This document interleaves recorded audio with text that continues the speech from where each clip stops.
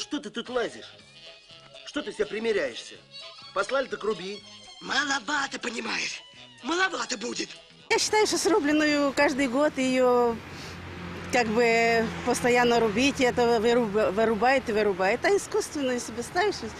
Но, с одной стороны. А с другой стороны, что это натуральная елка пахнет, Новым годом пахнет. Нет, конечно, естественную, натуральную елочку надо брать. Она пахнет, она живая. Конечно, лучше живая. Это праздник, запах, аромат. У меня как ребенок захочет. Ребенок захочет. Ребенку, конечно, хочется живую. Живые, конечно. Я пойду и куплю там вот недорогую. Все равно, понимаете, я не властна над вырубкой елок, потому что эти елки потом все равно валяются.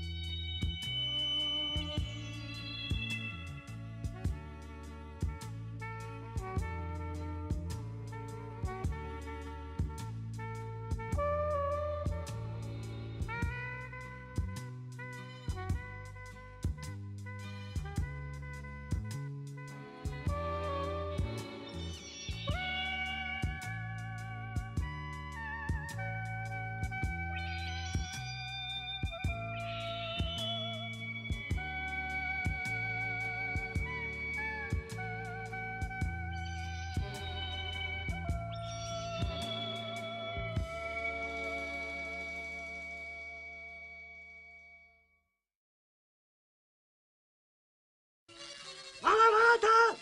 Маловато! Подожди, стой, образумся! Да перестань ты расти, лопнешь! Маловато! Маловато будет!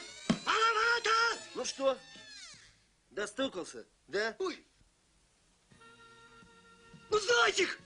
Подожди! Ну, погоди!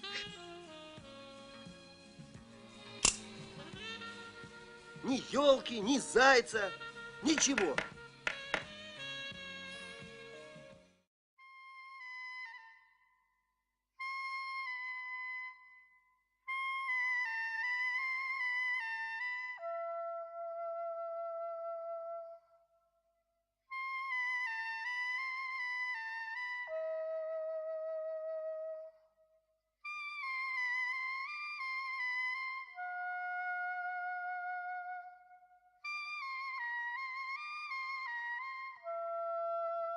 Thank